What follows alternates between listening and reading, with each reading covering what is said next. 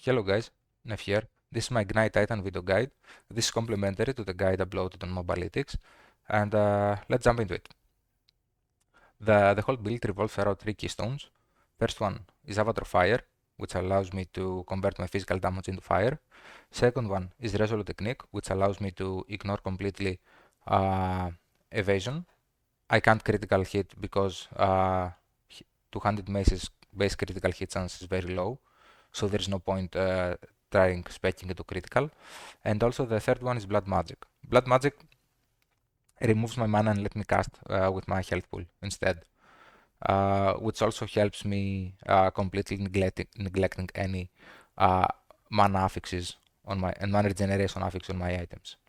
So the main idea behind this build um, is to maximize block chance and maximum resistances while taking any area of effect, damage, and armor nodes possible in the process. So the the main point when you start building this character is to get your block chance as high as you can, because this is your main defensive tool, and then getting maximum life and armor. You get resistances from this node here, this cluster, and this cluster down here. Jewels are very helpful. That's why there are 4 of them in this build. This is also very important. Corrupted blood cannot be inflicted to you. It's not that common for corrupted blood to be inflicted on you, but when it does, it's devastating. So I highly recommend getting one of these jewels. We are also utilizing one timeless jewel, like this one here. This kills really well because all these passives, as you can see, that they also get the multiplier from here. That's why I'm not specking into increase effectiveness from these jewels, but just taking flat bonuses. Yeah, this is the skill tree basically. Keep in mind that we're trying to stack strength here, because we're also using Giant's Blood. So in order to get a good weapon, we need to stack enough strength to be able to afford the strength requirement.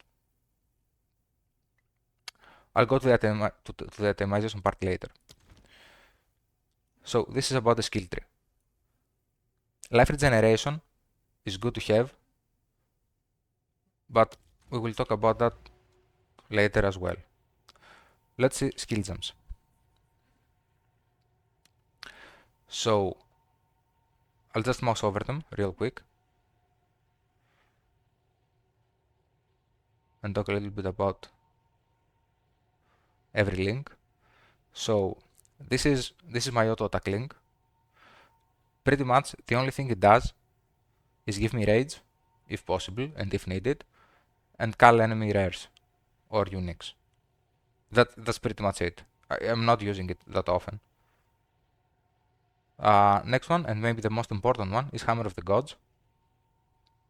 Hammer of the Gods is linked like this: Fist, Armament, Eternal Flame, Rage Forge, and Exploit Witness. We'll see later how this plays out. And then we have Infernal Cry. Once I get my next link, I'll put here the corrupting one, Corrupting Cry. Overwhelming Presence with Cannibalism and Vitality. Keep in mind that in most skills, quality offers a huge benefit, like this one. This is very important. So try to quality your gems if possible. Lip Slam is my other 6 link. It might seem counterintuitive, but you will see why it's so important. First of all, it's Consecrated Ground, Martial Tempo, Momentum, Ignition, and Fire Exposure. So the whole idea is that you jump over some ads, you ignite them, So they get fire exposure, and once you hit them with the bone shatter, which we'll see later, everything explodes. Uh, Maybe you can get away without it, but it's not very consistent. So I definitely spec for that. But you can try if you have enough, if you can get enough chance to ignite from other sources. Maybe you can completely remove this and try to get some aftershocks or something. But in my testing so far, aftershocks wasn't worth enough. It was very inconsistent, and the whole idea is to deal enough upfront damage to trigger the bone shatter window. So this is the best thing I could find so far. If something changed, I will update my guide. So I don't use this. Just ignore it. Bone shatter. Bone shatter is a 5 link. I don't know what the 6 link would be. You can do whatever. I don't have it 6 link, so I didn't bother. So here we get close combat, impact shockwave, magnified effect, and heft. Here we can also add concentrated effect in order to amplify our explosions even more, but I I never I never need that. I never need more damage in Bone Shatter. So I think this 5 link is enough for now. I mean, I'm clearing tier 15 just maps easily, so I don't see any point investing in this skill. And the last one is Ancestral Warrior Totem. As you can see, there's quality here as well, which casts Armor Breaker. Armor Breaker with Demolisher and Physical Mastery. The whole idea behind this is that when we're in a boss situation, we just throw the totem and wait a little bit for the totem to break the boss's armor. Then we jump, fire exposure there, cry, hammer, and then jump again. So when you jump the second time, what happens is that you refresh the duration fire exposure, and the hammer will deal the maximum amount of ignite damage on the target. So if for any reason fire exposure is removed before the ignite goes off, you jump on the boss again to apply it again. Remember that fire exposure applies only when you ignite the target. So keep that in mind. The other thing I wanted to talk about before we move forward is Consecrated Ground. This is one of the strongest buffs in the build. Just look at my life recovery per second and look at the difference. And this is without any life recovery on my gear. I mean, with very little. If you can stack it, you can go even further. Like, imagine regenerating this amount of health with this amount of life.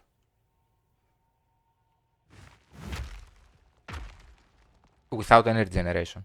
This is huge. Also keep in mind that overcapped fire resistance also translates into maximum fire resistance, which is also very important in this build.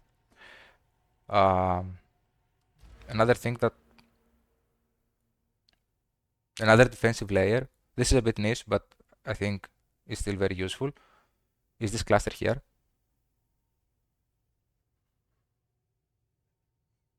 Which is pretty good.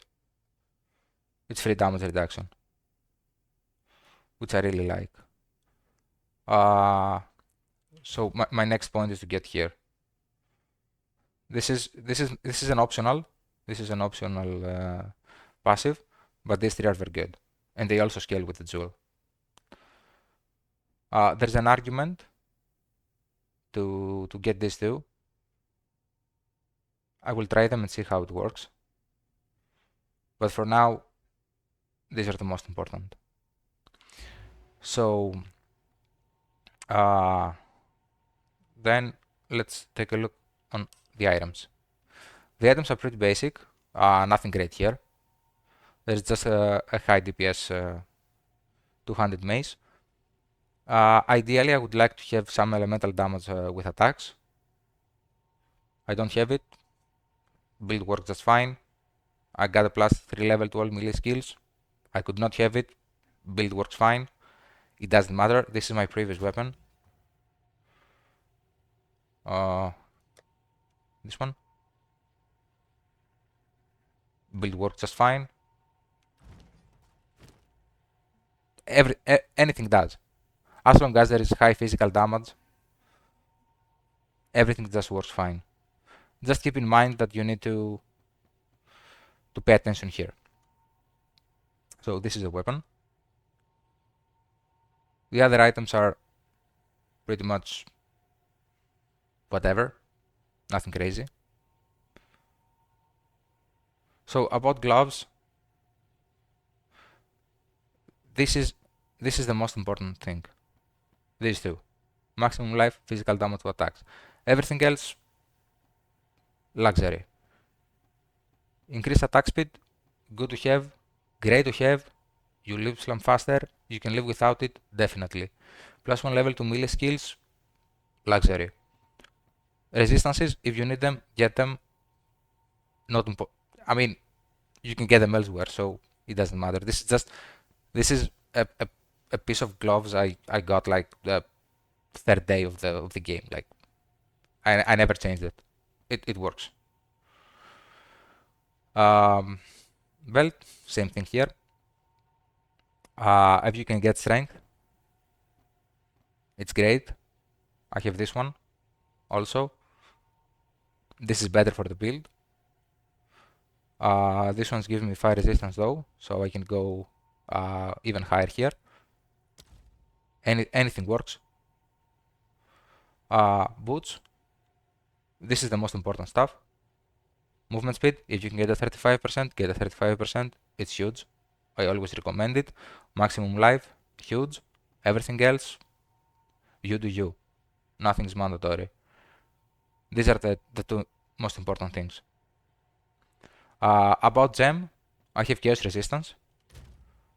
You will see why in a bit, but if you can, you want to slot life here, as well here, as well here. So let's go to shield.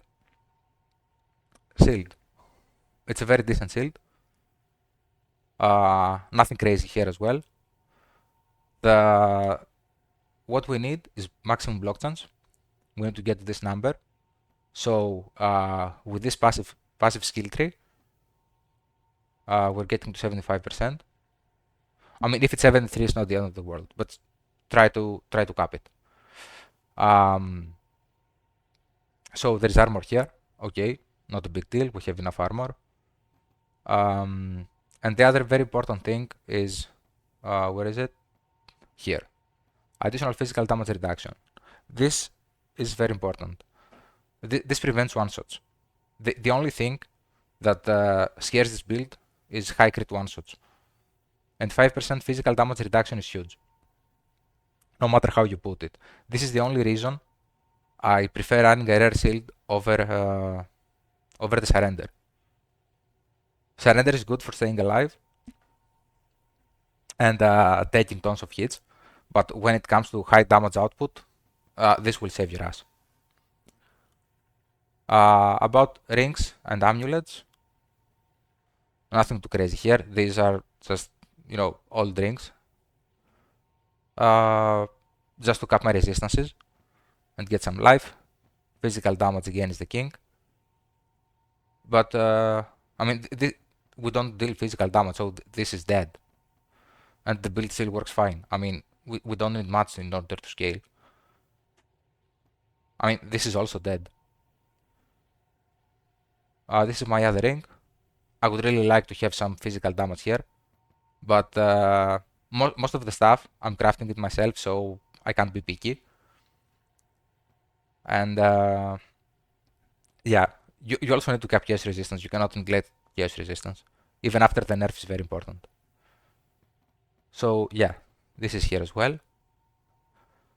Like fire damage, okay, good to have it. Not great, not terrible. Maximum life, very good. Maximum mana, irrelevant. We're using blood magic. Resistances, yeah, good. Life regeneration is a very low roll, even though it's high tier. The thing is, you can get way higher life regeneration rolls elsewhere, so don't bother. You can get it on the belt, you can get it on chest piece. You don't need to bother on the rings. Amulet, dead, dead. With 2 affixes dead. Maximum life is good. Dexterity, okay, it helps. Resistances, damage recouped as life. It's not as good as it seems. It's an added bonus. You can live without it. I personally wouldn't take it on my next amulet. I tried with something like 75% damage taken recouped as life build. It wasn't tanky enough. It was very disappointing, to be honest. Maybe if you get the notable that makes it 25% faster, maybe it's a bit better, but I don't have it, and I couldn't try it because I didn't have enough delirium materials to do it in order to anoint something. So I can either recommend or not recommend it. But if you don't spec into it, that's irrelevant. Just it's like not having it.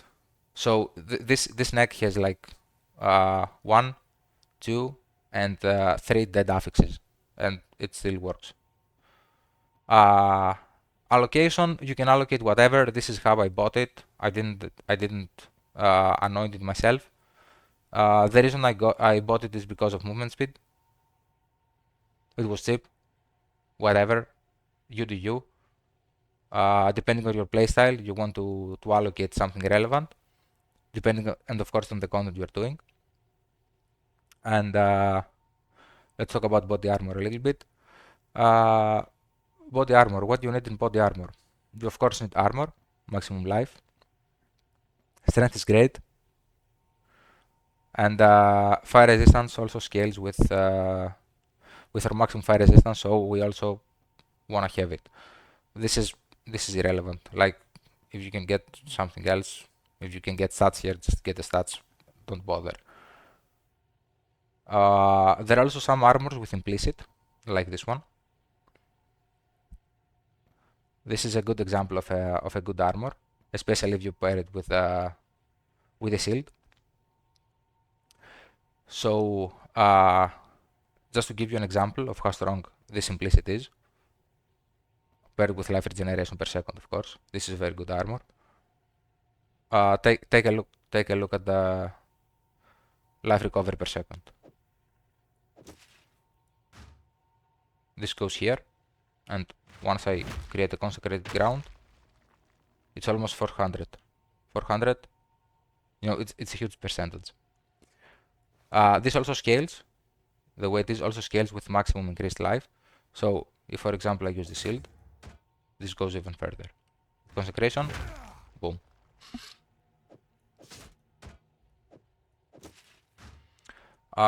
So this is the flask I'm using.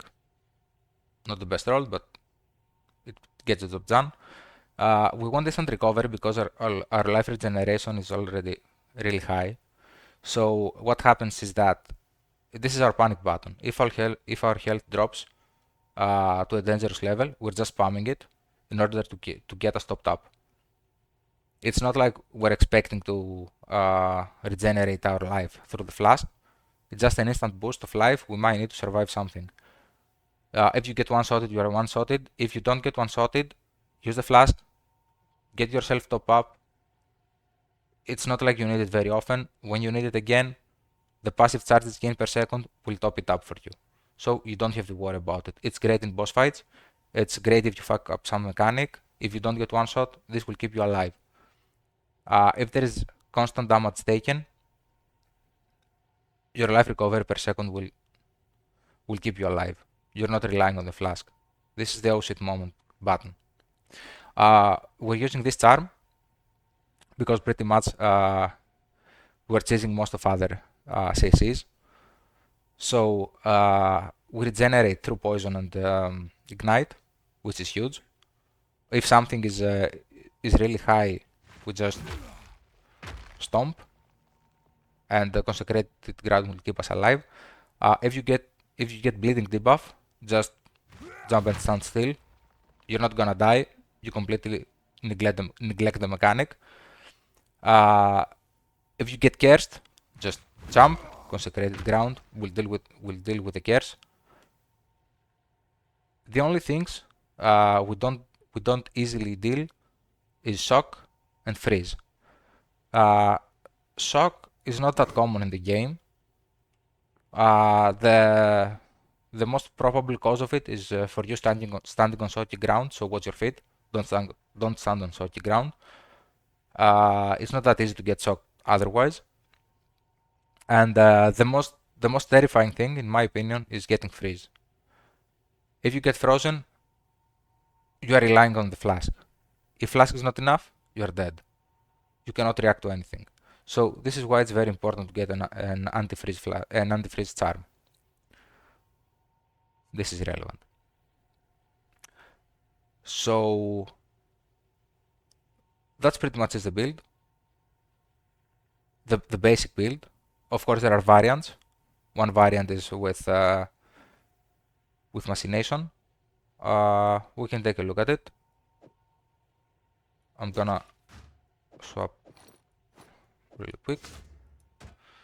So what happens here? The main idea behind the build, of course, is not corrupted, not great rolled. It dropped for me. I'm using it. Very simple.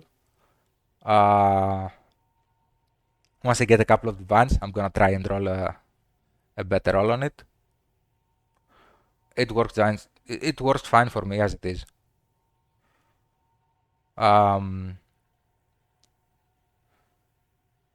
Try not to use these runes here. Try to go with maximum life or chaos resistance. But if you need something, of course, slot it in.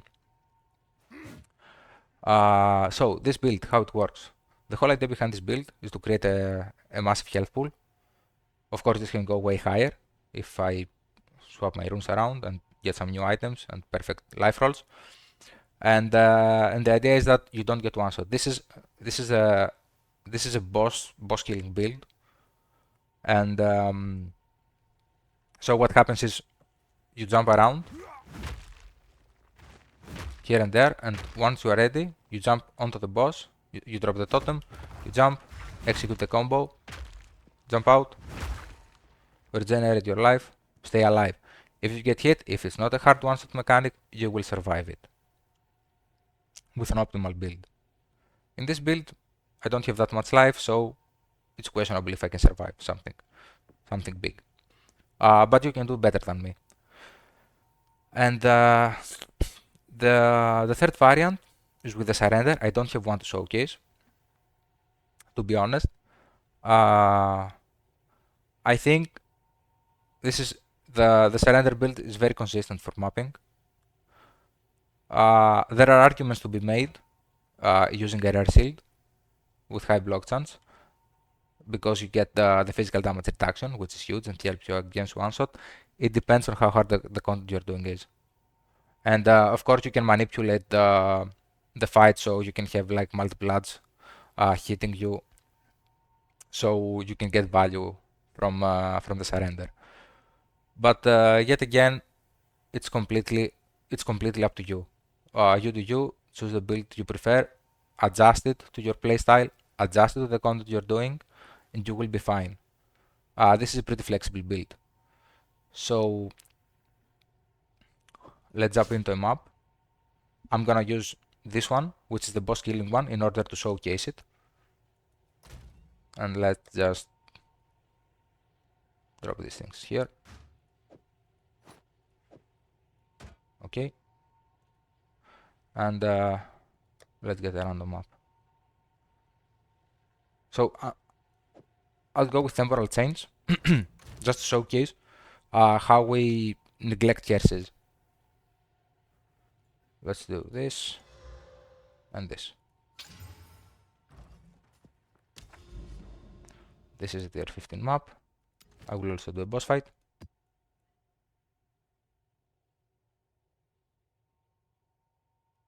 And let's go.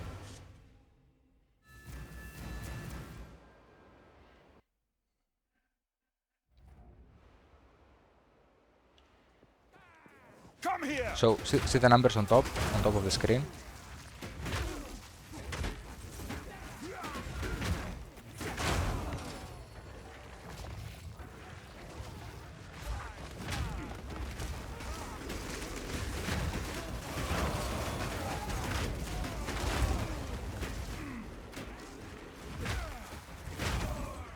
You see, everything is super deadly here, but I still managed to survive.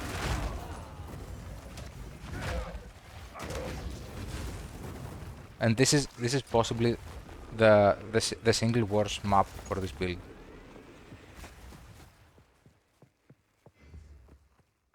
Everything here tries to shock you. The visibility is super bad.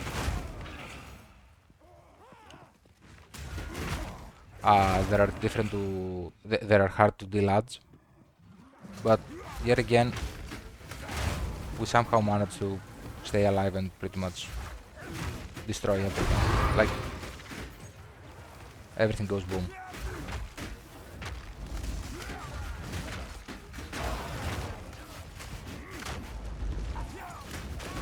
A little trick about this build is that when you lip slam, look at the bleed. It's not even touching us.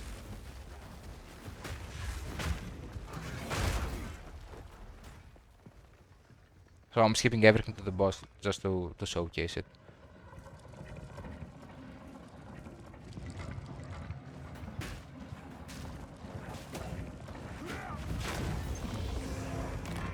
So I'm using my totem here.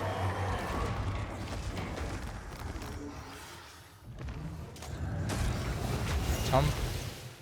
Armor is not fully broken yet. We jump. Here. Here. Jump again. Hammer down.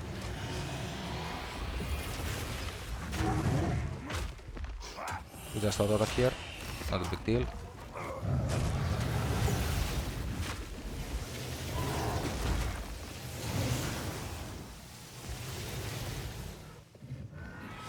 The boss will be dead normally, but we ran out of the duration. The boss is going to die now. And that's it, yeah. I mean, if you execute the combo faster, you will be able to kill it one shot. Easily. I was just a bit distracted there, so I let my armor break fall off. So I didn't get the extra damage. So, yeah.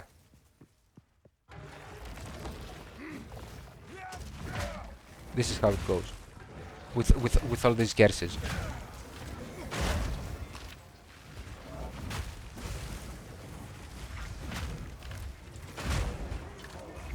And if you can get enough attack speed on the gloves, you can only move with lip slam here and there. So you completely you almost completely ignore them. They are no factor in this build. And imagine that we are not even leeching. And leech is super good in this game right now. Imagine if we could leech.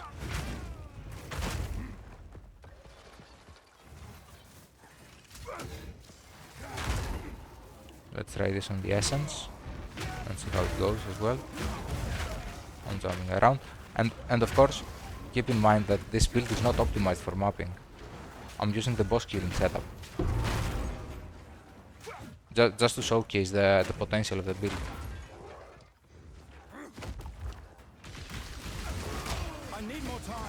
So this goes down, we're jumping, boom. Dead. Easy.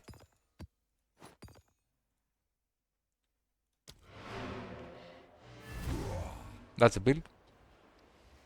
Thank you guys for watching it. Please like and subscribe. And you can always find me on Twitch. And see you next time.